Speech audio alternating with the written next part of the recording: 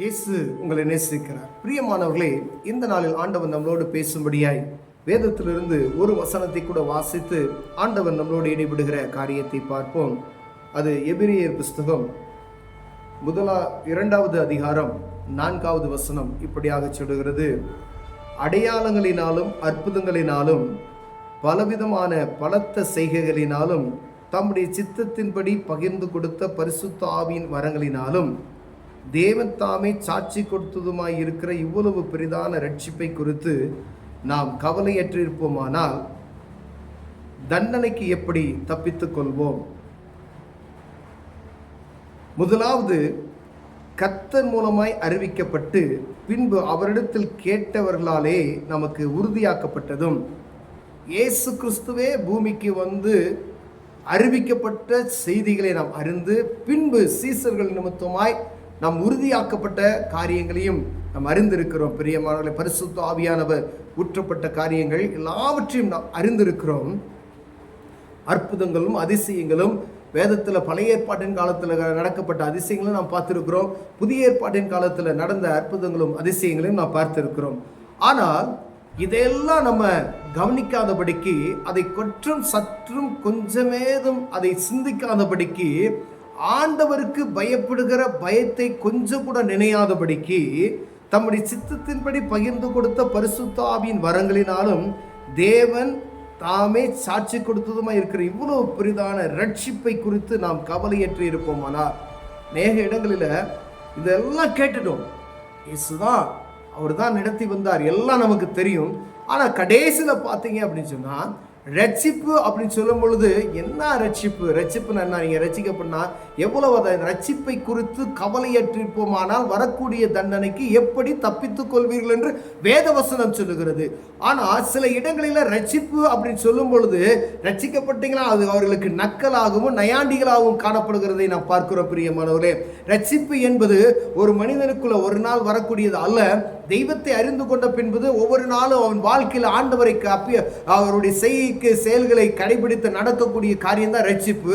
ஆனால் அதை அவர்கள் சாதாரணமாக எடுத்துக்கொண்டு ரட்சிப்பினை என்னானே தெரியாதபடி தெரிந்து கொண்டு மறைக்கக்கூடிய அநேக காரியங்கள் நமக்கு காணப்படுகிறது. நாம் அறிந்திருக்கிறோம், நாம் கண்களால் அதை பார்த்து கொண்டு இருக்கிறோம். ஆண்டவருடைய பிள்ளைகளுக்கு, கிறிஸ்தவர்கள் என்று சொல்கிறவர்களுக்கு ரட்சிப்பு எவ்வளவு முக்கியமானது என்பதை ஆண்டவர் வேதத்தில் எழுதி வைத்திருக்கிறார். நீ இயேசு கிறிஸ்துவை விசுவாசித்தால் நீ ரட்சிக்கப்படுவாய். ஆனால் கிறிஸ்துவை ரட்சித்து பரிசுத்த ஆவியின் அபிஷேகத்தை நீ பெற்றுக்கொள்ளணும்.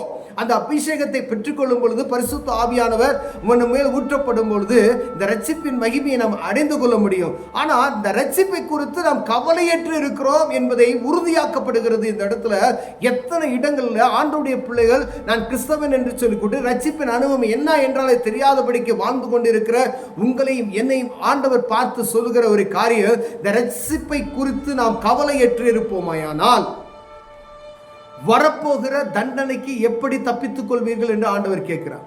அப்ப ரட்சிப்பை குறித்து ஜனங்களுக்குள்ள என்ன செய்யணும்? பிரசங்கிக்கணும். ரட்சிப்பு நான் என்னன்னு சொல்லி ஜனங்களுக்குள்ள சொல்லிக் கொடுக்கணும். இந்த ரட்சிப்பை எப்படி நான் பெற்றுக்கொள்ளணும் என்பதை அவர்களுக்கு உபதேசிக்கணும். அதை அல்லாதபடிக்கு தேவையற்ற காரியங்களை உபதேசித்து ஆண்டவருடைய நாம மகிமை இல்லாத ஒரு காரியமும் பிரோஜனப்படாது. பிரியமானவர்களே, வேதத்தில் என்ன சொல்லப்பட்டு இருக்கிறதோ அதுதான், இந்த பரிசுத்த ஆவியானவர் என்ன எழுத வைத்திருக்கிறாரோ அதுதான், இந்த ரட்சிப்பு எப்படி வரும் என்று நமக்கு சொல்லப்பட்டு இருக்கிறதோ அது சொல்லணும். இதை ஒரு நாள் சொல்லிட்டு நாளைக்கு ஒரு காரியத்தை பேச வேண்டும் என்பதற்காக வேறு காரியத்தை பேசினா பிரோஜனமில்லை. இத்தனை வருடங்களாய் 2025 வருடங்களாய் தொடர்ந்து இதை பேசிக்கொண்டே இருக்கிறார்கள். இன்று இருக்கிற சபையும் அன்று ஆதி அப்போஸ்தலர் காலத்தில் உருவாக்கப்பட்ட சபையை நாம் ஒப்பிட்டு பார்க்குவோமானால், அன்று சொல்லப்பட்ட காரியங்கள், அன்று நமக்கு கொடுக்கப்பட்ட கிருபைகளை ஒவ்வொரு போதகர்களும் ஒவ்வொரு விசுவாசிகளும் நினைத்து பார்க்கும்படி நாம் அழைக்கப்படுகிறோம். பிரியமானவர்களே, இந்த ரட்சிப்பு அன்னைக்கு எப்படி இருந்துச்சு ஆதி திருச்சபையில, இன்னைக்கு எப்படி இருக்கிறது? அன்னைக்கு திருச்சபையில எப்படி இருந்தது? ஆண்டுடைய வல்லமை எப்படி பலமாய் கிரியை செய்து? ஏன் இன்னைக்கு சபையில இப்படி வல்லமையை கிரியை செய்ய முடியல? பேதுரு சபைக்குள்ள உள்ள போகும் பொழுது வாசற்படியில ஒரு முடவன் உட்கார்ந்து இருக்கிறான். இயேசுவின் நாமத்தில் எழுந்துரு என்று சொல்லி அவர் கரத்தை பிடித்து தூக்கி விடுகிறார். கைகால்கள் பலன் கொண்டு அவன் குதித்து எழுந்து நடக்கிறது நாம் பார்க்க முடிகிறது. அதை பார்த்த மனிதன் அவன் ரட்சிப்பை அடைந்து கொள்கிறான். ஆனா அதை பார்த்து கொண்டு இருக்கக்கூடிய ஜனங்கள், சுற்றி இருக்கிறவங்க ரசிக்கப்படுகிறார்கள். ஆனா நடத்தக்கூடியவர்கள், நடத்த வேண்டியவர்கள் அதை பார்த்து என்ன செய்றாங்க? துச்சமா நினைக்கிறாங்க. ஆண்டவர் கொடுத்த எவ்வளவு மேன்மையான காரியத்தை நாம் என்ன செய்யறோம்? சாதாரணமாக நினைத்துக் கொண்டு இருக்கிறோம். பிரியமானவர்களே, ஆண்டவர் விரும்புகிறார், உங்களை கொண்டு ஒரு மனிதனுக்கு ரட்சிப்பின் சுவிசேஷத்தை அறிவிப்பதற்கு வைத்திருந்தால் அதை சரியான முறையில் போதித்து அதை அவர்களை வழிநடத்த வேண்டும். ரட்சிப்பு எவ்வளவு முக்கியமானது என்பதை ஜனங்களுக்கு சொல்ல வேண்டும். ரட்சிப்பு எவ்வளவு, ரட்சிப்பு இல்லாதபடி ஒன்றும் செய்ய முடியாது, பரிசுத்த ஆவியின் அபிஷேகம் இல்லாதபடி ஒன்றும் செய்ய முடியாது என்கிற காரியத்தை ஜனங்களுக்கு கருத்தாய் போதிக்கணும். நம்ம மற்ற ஜனங்களுக்கு, ஆண்டவரை அறியாத ஜனங்களுக்கு சொன்னோம்னா அவங்க அருமையாக கேட்டுக்கிறேன். ஆனால் அவங்க அவ்வளோ தெய்வ பக்தி உள்ள ஜனங்கள். பிரியமானவர்களே, அவ்வளோ ஆண்டவர் மேலே தெய்வ பயம் நிறைந்தவர்கள். அவர்களுக்கு காரியத்தில் எவ்வளவு பயபக்தியோடு இருக்கிறாங்க அப்படின்னு சொல்லி நாம் கண்ணால் பார்க்குறோம்.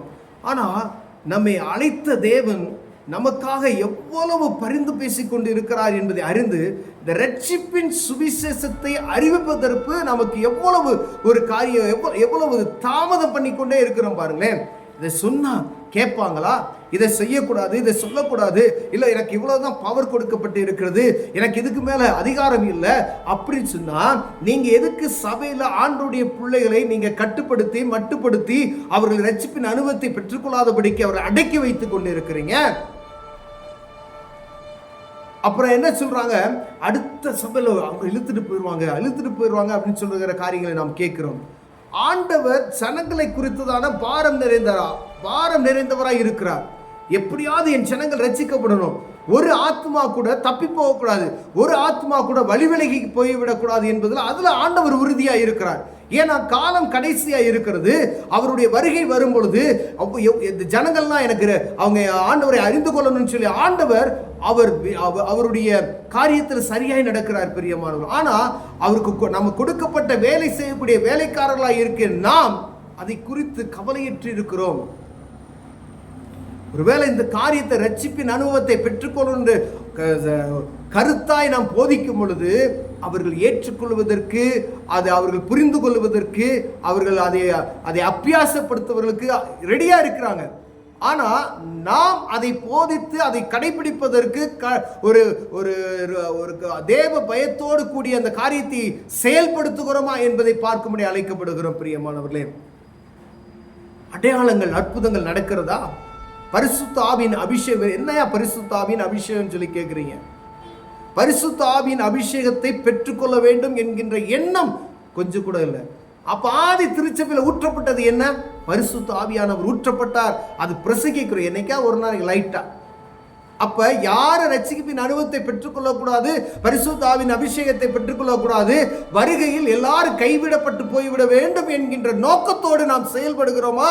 இல்ல ஆண்டவருடைய அங்கலாய்ப்பை கேட்டு அதன்படி எல்லா ஜனங்களும் ரட்சிக்கப்படணும், பரிசுத்த ஆவியின் அபிஷேகத்தை பெற்றுக்கொள்ளணும், எப்படியாவது என் ஜனங்கள் ஒரு ஆத்மா கூட விட்டு போய்விடக்கூடாது, பரலோகத்துக்கு ஏற்ற ஜனங்களை இவர்களை மாற்ற வேண்டும் என்கிற அங்கலாய்ப்போடு நாம் அலைந்து கொண்டிருக்கிறோமா? அலைந்து திரிகிற அனுபவம், ரட்சிப்பை குறித்ததான பாரம் நிறைந்த அனுபவம், ரட்சிக்கப்படாத ஜனங்களை குறித்ததான ஏக்கம், தவிப்பும், ஆத்ம பாரம் நமக்குள் காணப்படுகிறதா? ஆதியில இருந்துச்சு, இப்ப இருக்கா? ஆதியில அன்பு இருந்துச்சு, இருக்கா? ஆதியில பரிசுத்தம் இருந்துச்சு, இப்ப இருக்கா? ஆதியில ஆவில நிறைந்து ஜெபம் பண்ணோம், இப்ப இருக்கா?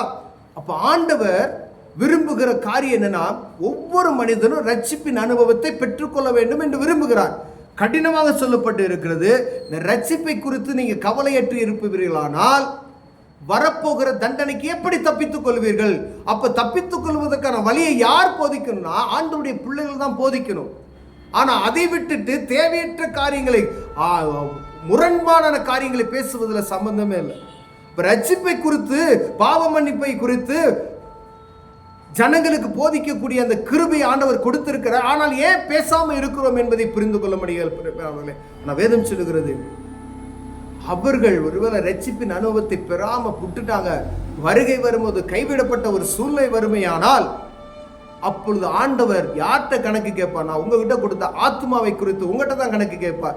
நான் கொடுத்தேனே இந்த ரட்சிப்பை குறித்து ஏன் அவர்கள் நீ சொல்லல? இந்த ரட்சிப்பின் அனுபவத்தை பெற்றுக்கொள்ளணும், பரிசுத்த ஆவியின் அபிஷேகத்தை பெற்றுக்கொள்ளணும் என்கின்ற உணர்வை சொல்லாதபடிக்கு இருப்போமையினால் அவருடைய வருகையின் போது நாம் குற்றவாளிகள் அங்கு நிற்போம் என்பதை ஒரு நாள் மறந்து போகாதபடிக்கு எச்சரிக்கையா இருக்கும்படியா ஆண்டவர் உங்களோடு என்னோடு பேசுகிறார். பிரியமானவர், ஒருவேளை ஒரு வாய்ப்பு எனக்கு இருக்கிறது, அந்த வாய்ப்பை நான் தவற விட்டு கொண்டே இருப்பேன். ஆனால் ஆண்டவருக்கு, மனுஷனுக்கு பயப்படுறீங்களா, ஆண்டவருக்கு பயப்படுறீங்களா?